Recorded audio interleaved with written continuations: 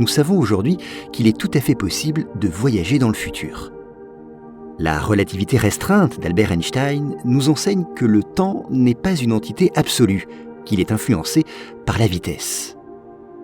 Ainsi, plus vous vous déplacez rapidement, plus le temps ralentit. Des expériences l'ont confirmé.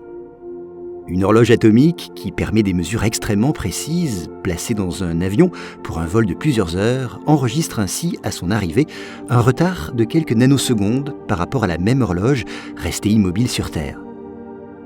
Donc, si vous voyagez à une vitesse relativement élevée pendant une période donnée, lorsque vous revenez à votre point de départ, vous vous retrouvez bien dans le futur de ceux qui n'ont pas voyagé avec vous. Un phénomène connu comme le paradoxe des jumeaux. Mais alors, que se passe-t-il si l'on se déplace encore plus vite ? Eh bien, si vous parveniez à vous déplacer à une vitesse égale à la moitié de la vitesse de la lumière, soit environ 150 000 km par seconde, le temps ralentirait de 15%. Si vous voyagiez à 86,6% de la vitesse de la lumière, le temps irait 2 fois plus lentement. Et si vous parveniez à une vitesse de 99% de la vitesse de la lumière, le temps s'écoulerait pour vous 7 fois plus lentement. Ce qui signifie que si vous passiez 5 ans dans un vaisseau à cette vitesse, 35 ans s'écouleraient sur Terre. Revenu à votre base, vous auriez donc bien fait un bond dans le futur de 30 ans. Voilà la première méthode. Mais il en existe une seconde. En effet, la relativité générale, cette fois d'Albert Einstein, nous enseigne que l'écoulement du temps est également influencé par la gravité. Plus l'intensité du champ gravitationnel est élevée, plus l'écoulement du temps est ralenti. Ainsi, le temps s'écoule plus rapidement en altitude.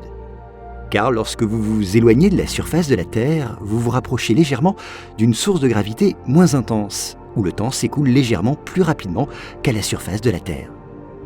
Cet effet est pris en compte dans des domaines tels que la navigation par satellite, où des corrections sont appliquées aux systèmes orbitaux de type GPS pour compenser les différences d'écoulement du temps en fonction de l'altitude, et donc de l'intensité du champ gravitationnel. D'ailleurs, dans le film Interstellar, une scène illustre cet effet. Lorsque les personnages atterrissent sur une planète nommée Miller, ils découvrent rapidement que le temps s'y écoule beaucoup plus lentement qu'ailleurs.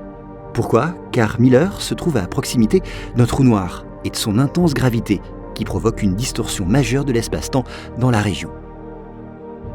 Alors, gravité ou vitesse ?